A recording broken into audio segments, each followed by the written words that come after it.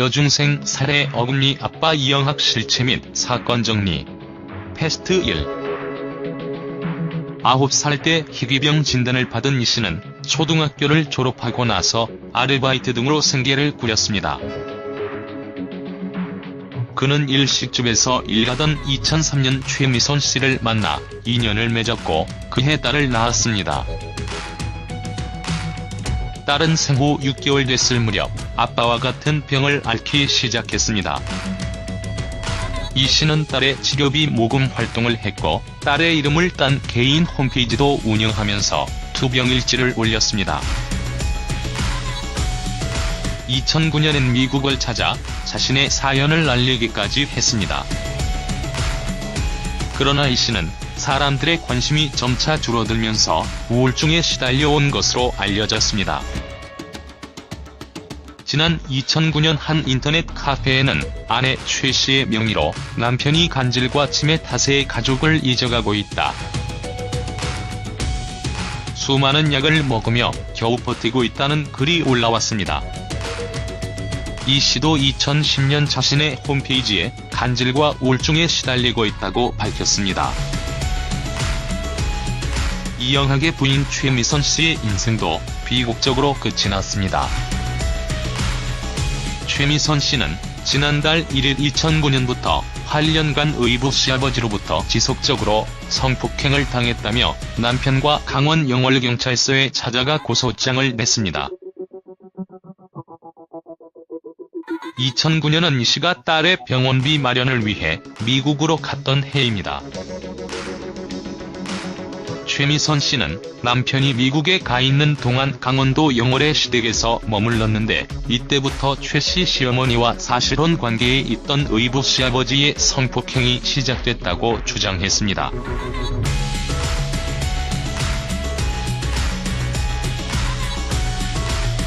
이후 최미선 씨는 영월경찰서에 가해자를 성폭행 혐의로 고소했는데 이영학은 최미선 씨에게 증거를 확보해야 하니 성관계를 가져라고 종용했다고 합니다.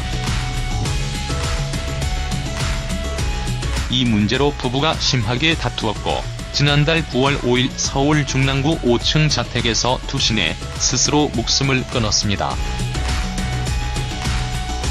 당시 숨진 최 씨의 이마 부분엔 무언가로 맞아 찢어진 듯한 상처가 나 있었다고 합니다. 투신으로 인한 신체 손상과는 다른 것으로 조사됐는데 경찰은 당시 집에 같이 있었던 이 씨가 목숨을 끊으려는 아내를 말리지 않은 혐의가 있다고 보고 내사해왔다고 밝혔습니다. 이 씨의 재산을 살펴보면 현재 밝혀진 것만 서울에 집 2채, 독일산 외제차 2대와 국산 고급차 1대가 있습니다. 물론 통장에도 모금 운동을 한 돈이 있을 테고 은닉한 재산도 있을 것으로 판단됩니다. 여태까지 이 씨에게 돈을 보낸 분들은 기가 찰 노릇입니다. 이영학은 서민들이 한 푼 두 푼 모아 보낸 돈으로 초화 생활을 즐긴 셈입니다. 경찰에 따르면 이 씨는 현재 서울에 집 2채, 독일산 외제차 2대와 국산 고급차 1대를 갖고 있는 것으로 알려졌다. 과거 이 씨는 딸을 살리겠다며 미국까지 건너가 모금 활동을 펼쳤다. 이 씨 자택에서는 음란기구도 여러 발견됐다. 충격적인 사실은 이영학 씨 자택에서 음란기구도 여러 개 발견되었다는 것입니다. 일반인들이 생각하기에는 도저히 납득이 가지 않고 수치스러워서 말도 꺼내지 못하는 것들입니다. 물론 이런 기구를 가지고 있고 사용한다고 해서 죄가 되는 것은 아닙니다. 걱정되는 것은 이러한 기구를 사용하는 인간이 여중생에게 어떤 더러운 짓을 했을 수도 있기 때문입니다. 최미선 씨가 남긴 A4 용지 4장 분량의 유서에는 최 씨가 어린 시절부터 가족 등 여러 사람에게 성적 학대를 당했다고 고백한 내용이 담겨 있었다고 합니다. 9월 30일 폐쇄회로 TV에는 김양희 같은 날 낮 12시 17분경 이하연 양과 함께 건물로 들어가는 장면이 찍혀 있습니다. 안타깝게도 이것이 김양희 마지막 모습이었습니다. 시에 김양은 어머니에게 전화를 걸어 친구가 놀러가자는데 가도 되느냐고 물었다고 합니다. 김양은 이하연 양과 초등학교 동창이라고 합니다. 김양이 집에 돌아오지 않자 같은 날 오후 김양이 부모가 경찰에 신고를 접수합니다. 수사에 착수한 경찰은 김양이 사라진 전후 이씨가 딸과 함께 강원 영월군을 오간 정황을 포착하게 됩니다. 영월은 이영학의 어머니가 사는 곳입니다. 경찰은 이씨가 1일 김양 시신이 든 것으로 추정되는 검은색 대형 가방을 차량에 싣는 CCTV 화면과 이씨 부녀가 탄 차량이 1일 영월 요금소를 지난 기록을 확보하게 됩니다. 경찰은 이영학과 딸 이하연 양이 9월 1일 밤 강원도 정선군의 한 모텔에서 숙박한 뒤 서울로 돌아온 것을 확인합니다. 경찰은 이영학 씨가 딸 아연 양에게 시켜 김양을 자택으로 불러들인 것으로 보고 있습니다. 이하연 양과 김양은 중학교 진학 이후 거의 교류가 없었다고 합니다. 김양이 친구는 이양이 2년 만에 갑자기 연락해 만나자고 해서 당혹스러워했는데 워낙 거절을 못하는 성격이고 따라 나섰다가 화를 당한 것 같다고 말했습니다. 또한 이양은 다른 친구들에게도 만나자고 했는데 다 거절당한 걸로 안다고 덧붙였습니다. 김양은 1일 30일 오후 2시쯤 아연 양이랑 놀다가 헤어졌는데 그 이후 전화가 끊겼습니다. 아연 양은 가출한 것 같다는 문자 메시지를 친구에게 보냈다고 합니다. 경찰은 이씨가 알리바이를 조작하기 위해 딸에게 거짓말로 문자를 보내게 했거나 자신이 딸의 휴대폰을 이용해 문자를 보낸 것으로 보고 있습니다. 이영학 씨는 영월에 가기 전 차량 블랙박스를 제거했다가 서울로 돌아와 다시 장착한 것으로 확인됐습니다.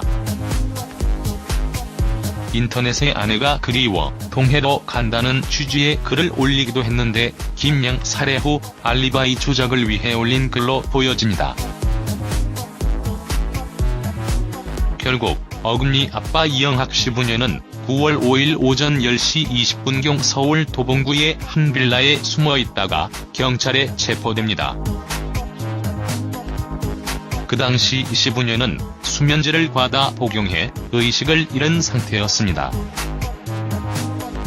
간신히 의식을 되찾은 이씨를 추궁한 경찰은 6일 오전 9시 김양 시신을 영월의 한야산에서 찾게 됩니다.